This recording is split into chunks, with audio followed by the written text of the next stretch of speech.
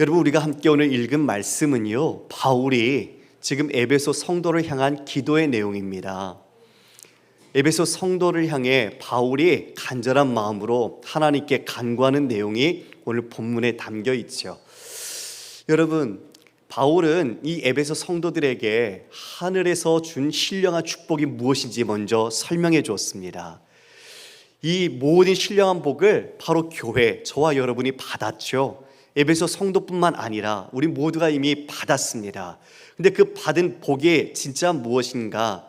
하나님께서 우리를 하나님의 자녀 삼으셨고 창세전에 이미 그것을 선택하셨고 기쁘신 뜻 가운데 하나님의 아들로 우리를 예정하셨답니다.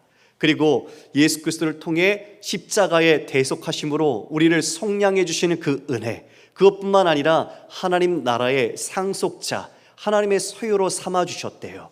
그것을 보증하기 위해 성령께서 우리 안에 담보물처럼 오셔서 내주하시고 끝까지 우리의 구원을 완성해 가시겠다는 이 놀라운 하늘의 복을 설명해 주었습니다. 여러분, 우리 모두가 이 복을 누리고 받은 줄 믿습니다. 그 복을 받은 이제 우리에게 이제 바울은 그들의 믿음과 사랑에 감사함으로 기도합니다. 여러분, 주님 안에서의 믿음은 누구와의 관계입니까? 하나님과의 관계죠. 하나님과의 관계가 믿음으로 잘 서 있는 성도들, 근데 그 믿음이 또한 수평적으로는 성도들의 사랑의 연합으로 이어지네요. 하나님은 사랑이십니다. 그래서 하나님을 믿고 하나님을 사랑하는 자는 바로 우리의 이웃과 교우들, 가족들을 사랑하게 되죠. 요한 사도는 이런 말을 했습니다. 우리가 눈에 보이는 형제를 사랑하지 못하면서 우리가 눈에 보이는 하나님, 눈에 보이지 않는 하나님을 사랑할 수 없다. 즉 하나님이 우리를 향하신 그 사랑과 긍휼, 그분의 구원을 아는 자, 바로 그 사랑으로 우리 형제자매를 사랑하게 됐는데, 형제자매를 사랑하지 않는다면 그 믿음은 우리가 다시 한번 생각해 봐야겠죠. 믿음이 있다고 하면서 사랑하지 않는다면 바리새인처럼 그 믿음이 누구의 믿음인지 또한 생각해 보아야 할 것입니다. 바로 그 믿음과 사랑이 있다는 것을 안 바울은 이제 그 감사의 마음으로 하나님께 기도합니다. 어떤 기도를 했을까요? 그 기도의 내용은 뭘까요? 바로 그것이 우리 모두가 가야 할 신앙의 목표를 말씀해 줍니다. 여러분, 우리 15절 16절 함께 읽어보겠습니다. 시작. 이로 말미암아 주 예수 안에서 너희 믿음과 모든 성도를 향한 사랑을 나도 듣고 내가 기도할 때에 기억하며 너희로 말미암아 감사하기를 그치지 아니하고. 유대인들은 하루에 3번씩 기도했죠. 바울도 늘 기도했습니다. 근데 그 기도할 때마다 잊지 않았대요. 기억하면서 감사함으로 너희를 위해서 기도한대요. 이런 기도자가 있으면 정말 복되지 않을까요?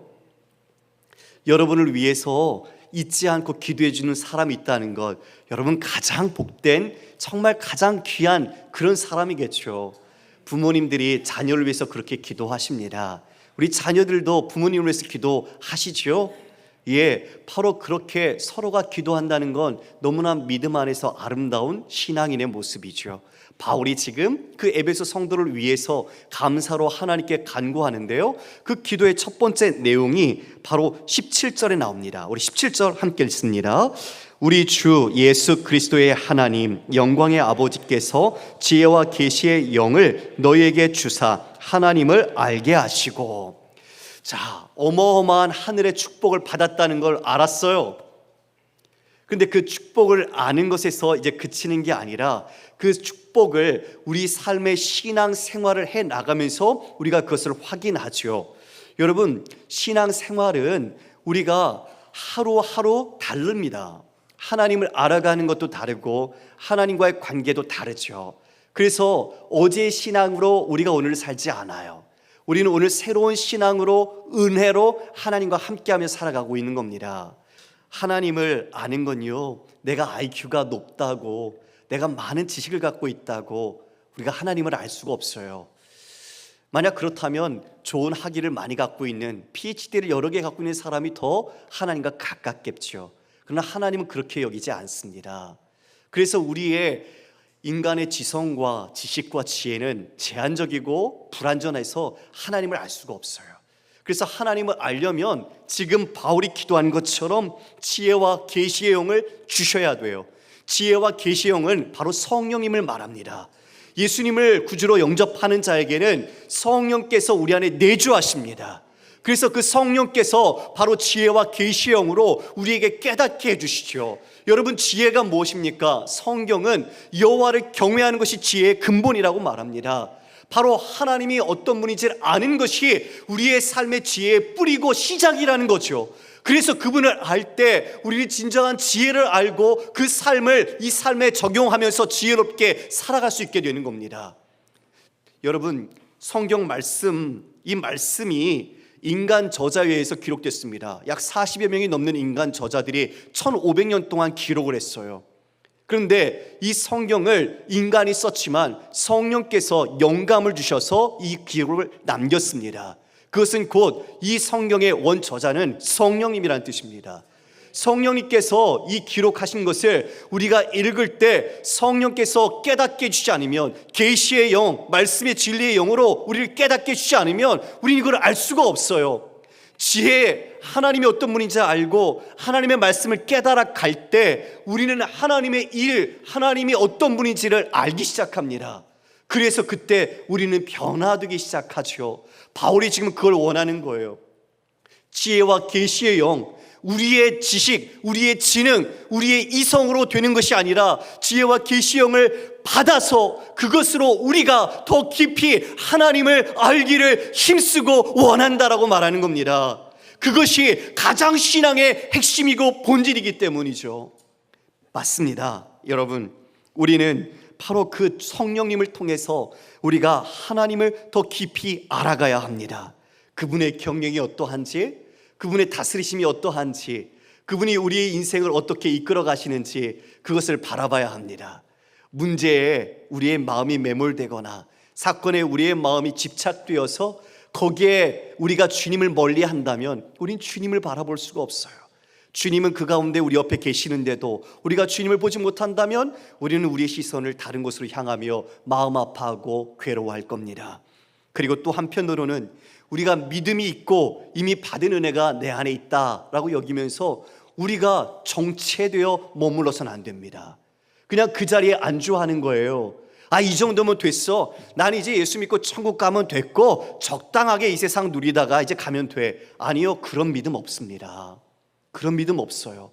여러분, 우리도 어린아이들이 하루하루 날마다 자라가듯이 믿음도 성장합니다. 그래서 어제의 믿음이 아니라 오늘의 믿음은 우리가 주님과 더 깊은 교제를 갖고 주님을 아는 만큼 더 성장하는 거죠. 우리가 그런 성장이 자연스럽게 건강한 교회 안에서는 나타나야 합니다. 그런데 그게 병든 모습은 어떤 걸까요? 예전의 만족함으로 머물러서 자라지 않아요. 솔직히 그건 자라는 게 아니라 퇴보하는 겁니다. 하나님과의 관계 속에서 점점 멀어져 가는 거예요. 그러면서 예전의 은혜와 경험과 그 사랑을 곱씹으면서 그것 안에서만 살아가지만 지금의 마음은 점점 메말라가는 거죠. 주님을 안다는 건 주님이 어떤 분인지 내 삶의 모든 구석구석마다 나의 인격 속에서 친밀한 관계와 그리고 경험과 교제를 통해서 점차 주님을 알아가는 겁니다. 여러분, 그렇게 주님 알아가시기를 축복합니다. 그래서 성경은 성령 충만을 강조합니다. 성령 충만하라. 성령의 다스림, 성령의 온전한 통치, 그 가운데 우리가 순복하는 거죠. 그래서 그 성령 충만은 우리의 기도 제목이 돼야 돼요. 여러분, 바울의 첫 번째 기도 제목이 지혜와 계시의 영을 주셔서 하나님 알기를 간구했던 것, 바로 그것이 우리 부모된 입장에선 자녀를 위한 기도가 돼야 하고, 우리 모든 교회는 아직까지도 영접하지 못한 수많은 사람들을 위해 기도해야 되는 내용이 되어야 할 것입니다. 두 번째로 어떤 기도의 제목을 말할까요? 여러분, 18절 함께 읽겠습니다. 너희 마음의 눈을 밝히사 그의 부르심의 소망이 무엇이며 성도 안에서 그 기업의 영광의 풍성함이 무엇이며. 마음의 눈을 밝혀달래요. 여러분, 우리 다 두 눈 다 갖고 계시죠? 한 분만 갖고 계세요? 자꾸 저를 놀라게 하시면 안 됩니다. 다시 한번 묻겠습니다. 여러분 다 눈 갖고 계시죠? 예, 여러분, 이 눈은 육안이에요. 시력 있죠? 우리가 봅니다. 나타난 걸 보게 돼요. 그런데 이 눈도요, 점점 세월과 나이가 흐르면 약해져요. 흐릿해지고 침침해지고 잘 보이지 않습니다. 올바르게 보지 못할 때가 온다는 거죠. 그래서 안경을 쓰거나 렌즈를 착용해요. 그런데 지금 바울은 그 눈을 이야기하는 게 아니에요. 우리 마음의 눈을 밝혀달래요. 마음은 영혼과 인격의 좌소고 중심이죠. 그래서 우리의 마음이 눈으로 밝혀진다. 이것은 우리의 육안이 아니라 믿음의 눈, 영적인 시간, 영적인 관점, 영 안이 열린다는 것입니다. 여러분, 우리가 예수를 믿고 난 뒤에 믿음의 눈이 생기면 보는 건 예전과 똑같이 봐요. 이 세상이 똑같아요. 직장, 학교, 일하는 건 모두가 똑같아요. 그런데요, 뭔가 달라져 있어요. 뭐가 달라질까요? 내가 달라져 있어요. 내 자신 안에 이제 새로운 믿음의 시각과 렌즈를 통해서 하나님의 말씀과 하나님의 마음으로 이 세상을 바라보니 이제는 예전 같은 똑같은 보이는 현상과 세계일지라도 이제 그 안에 모든 의미가 새롭게 바뀌죠. 그래서 인생관, 가치관, 세계관이 바뀌는 겁니다. 지금 그 마음의 문을, 이 눈을 밝혀달래요. 성령의 조명하심으로 밝혀달래요. 그 밝힘으로써 새롭게 보이는 게 있는데 여러분, 그 눈이 어떻게 밝혀져야 될까요? 그 눈이 밝혀지지 않으면 보질 못해요. 우리 바울 여러분 아시죠? 자, 여러분 저를 보십시오. 바울이 자신이 믿음의 열심을 갖고 있을 때는 오히려 교회를 박해했어요. 성도들을 잡으러 쫓아다녔어요. 그런데 예수님 만난 뒤에는 어떻게 바뀌었습니까? 예수님을 만났을 때 그의 눈에 비늘이 덮였어요. 그리고 사흘 동안 이 눈이 어둠 속에 보지 못했습니다. 아나니아의 안수로 눈이 다시 열렸고요. 바로 그것은 새롭게 보는 계안, 영적인 눈이 열린 거죠. 바로 그렇게 영적인 눈이 열렸을 때 자신의 그 모든 과거가 맹인이었다는 것을 알게 된 거죠. 눈을 뜨지 못하면 주님을 보지 못해요. 마음의 믿음의 눈이 열리지 않으면 주님을 알지 못하는 거예요. 그래서 지금 바울은 간절하게 마음의 눈을 밝혀주소서라고 얘기하죠. 그랬을 때 첫 번째로 들어온 축복이 뭘까요? 우리의 부르심의 소망이 무엇인지를 알게 되더라는 거죠. 할렐루야. 여러분, 부르심의 소망은 뭡니까? 부르심의 소망, 부르심의 소망이란 나를 부르신 하나님의 목적과 계획을 아는 거예요.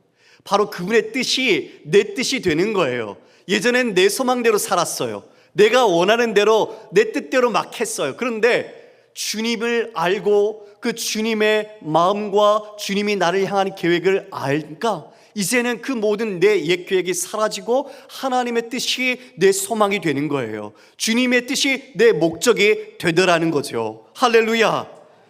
여러분, 바로 이게 놀라운 변화예요. 이 변화는 눈이 열려야 되는데 우리 고린도서 4장 18절을 보면요, 우리가 주목하는 것은 보이는 것이 아니요 보이지 않는 것이니 보이는 것은 잠깐이요 보이지 않는 것은 영원함이라. 보이지 않는 것을 보는 눈을 가질 때 바로 이 부르심의 소망에 눈을 뜨기 시작하는 거죠. 여러분, 하나님을 소망하고 하나님을 품는 자가 진정한 행복자인 줄 믿습니다. 바로 그 부르심 앞에 바울도요 이렇게 표현하고 있어요. 빌립보서 3장 13절 14절. 형제들아, 나는 아직 내가 잡은 줄로 여기지 아니하고 오직 한 일 뒤에 있는 것은 잊어버리고 앞에 있는 것을 잡으려고 표대를 향하여 그리스도 예수 안에서 하나님이 위에서 부르신 부름의 상을 위하여 달려간다. 안주하여 머무르지 않아요. 하나님께서 나를 부르신, 하늘 위에서 나를 부르신 그 부름의 상, 구원의 목적, 구원의 완성, 그 표적을 향하여 내가 끝까지 달려간다. 멈춰있지 않네요. 안주하여 주저앉아 있지 않아요. 우리는 그럴 틈이 없어요. 일어나서 달려야 해요. 주님이 쉬지 않으시는데, 주님이 우리를 이끄시는데, 주님을 위해 지금도 일하시는데 우리가 함께 달려가는 거예요. 바로 그것이 신앙생활의 능력이고 힘입니다. 여러분, 우리 모두가 이 부름의 상을 위하여 달려갑시다. 그 부르심의 소망을 여러분의 소망으로 품으십시오. 하나님이 우리의 소망이십니다. 그리고 이어 두 번째 축복이 뭐냐? 성도 안에서 그 기업의 영광의 풍성함이 무엇인지를 알기를 원해요. 성도로서 가지는 그 하나님의 기업의 풍성함. 여러분, 좀 전에 말씀을 드렸지만 우리는 이 세상 속에 무언가 행복이고 안정이고 내 삶의 기반이 되는 것들을 우리는 가지면 그것으로 편안하겠다 여기죠. 그러나 이 땅의 것은 어느 순간 다 사라질 것들이에요. 어느 순간엔 다 효용이 없는 것들이죠.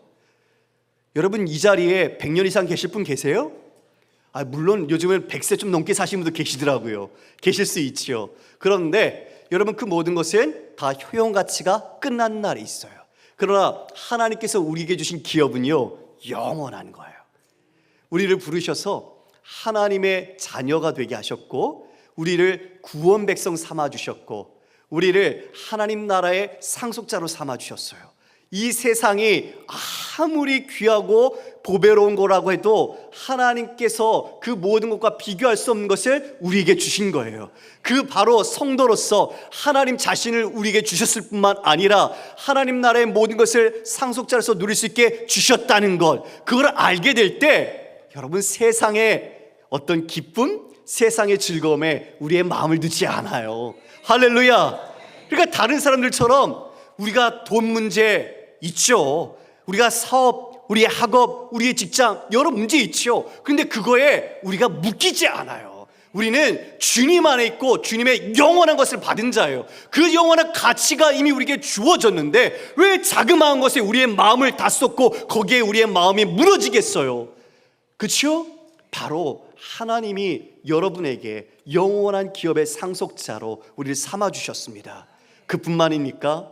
성도로서 하나님을 날마다 언제든지 주님 앞에 나가면 주님께서 만나주신대요. 여러분, 저는 이걸 생각하면 가슴이 뛰어요.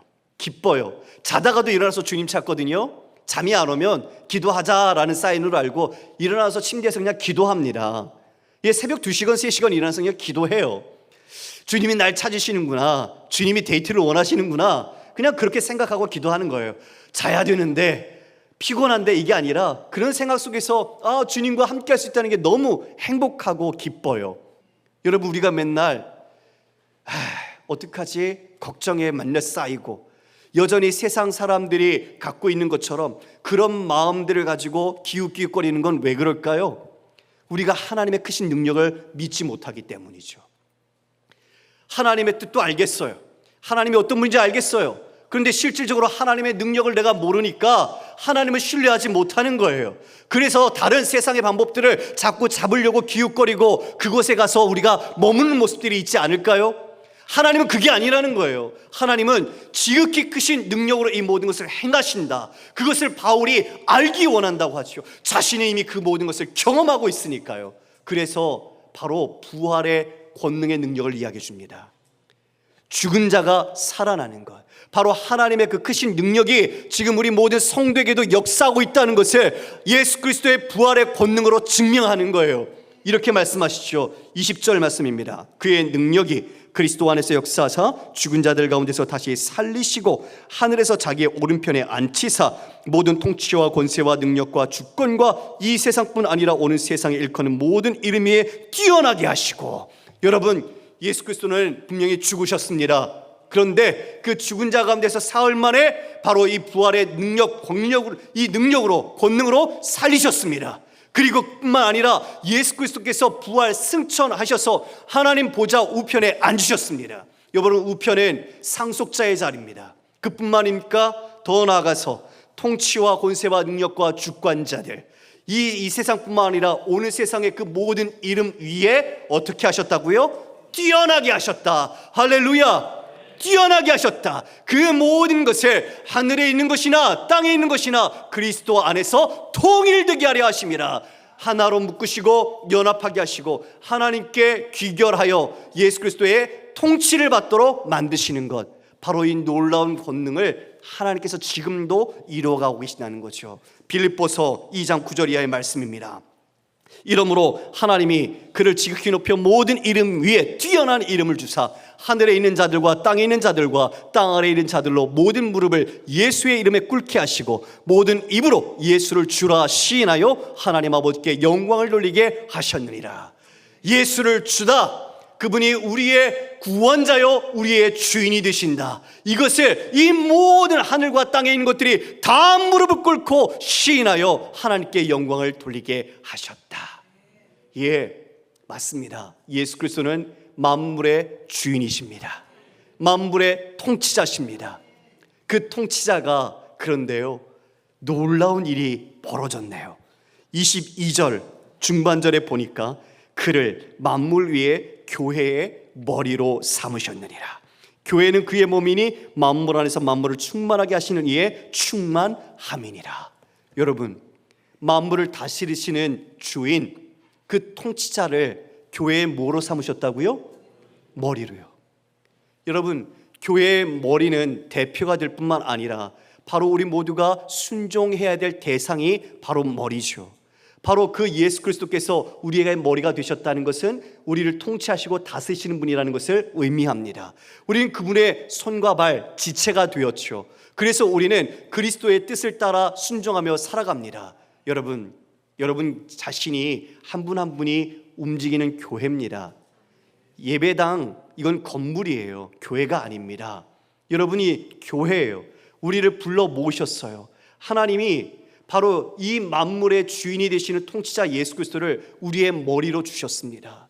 그것은 바로 우리를 통해 하나님이 반드시 그의 일을 이루시겠다는 것이고, 최종과 구원의 승리를 우리를 통해 확보하시고 행하시겠다는 의지를 나타내신 거예요. 내 자신을 돌아보면 여전히 못났어요. 연약한 부분이 많아요. 세상을 봐도, 내 삶을 봐도 너무나 답답하고 이 앞에 아무것도 안 보이는 것 같아요. 그러나 여러분 기억하십시오. 지금 우리의 머리가 예수 그리스도라는 것은 예수 그리스도를 통해서 하나님은 그 주권을 이 모든 교회 한 사람 한 사람 우리를 통해 이루어 가신다는 것을 의미하는 거예요. 비록 나이가 못나 보고 여전히 연약해 보이고 아무것도 내세울 것 없어 보일지라도 하나님의 선택하신 자녀 교회를 통해서 하나님은 그리스도의 머리 되심을 통해 이 뜻을 이 땅 열방 가운데 하나님 안으로 예수 그리스도로 귀결하고 통일하고 모으고 하나 되도록 우리를 사용하신다는 거예요. 그래서 그분을 충만케 하신 은혜가 우리에게로 흘러오는 거죠. 우리는 다 하나님의 아들을 믿는 것과 아는 일에 하나가 되어 온전한 사람을 이루어 그리스도의 장성한 분량이 충만한 데까지 이르리니, 바로 그래서 우리가 충만한 데까지 그 분량에 이루어감으로써 우리뿐만 아니라 이 세상이, 하늘과 땅과 땅 아래에 있는 모든 것들이 다 예수 그리스도께로 나와 하나님께 순종하고 주님의 다스림을 받는 것으로 이 교회를 통해 역사하시고 일하시는 겁니다. 지금도 우리를 그렇게 그 크신 지극히 큰 능력으로 우리와 함께하고 계십니다. 사랑하는 성도 여러분, 우리가 다시 이 귀한 기도의 내용처럼 우리의 이 믿음을 회복합시다. 하나님의 뜻, 정말 우리를 향하신 부르심의 소망이 무엇인지 기억하십시오.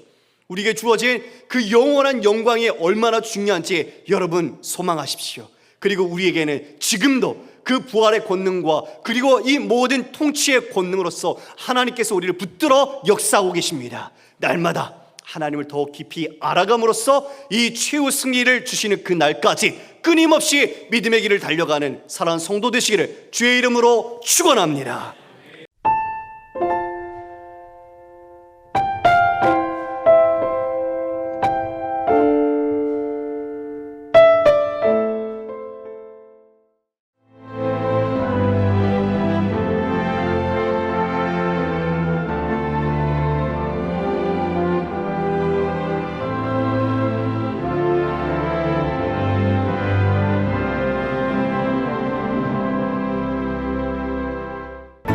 일 년 12달 꽃피는 섬이 있습니다. 천사섬 신안 사계절 꽃축제.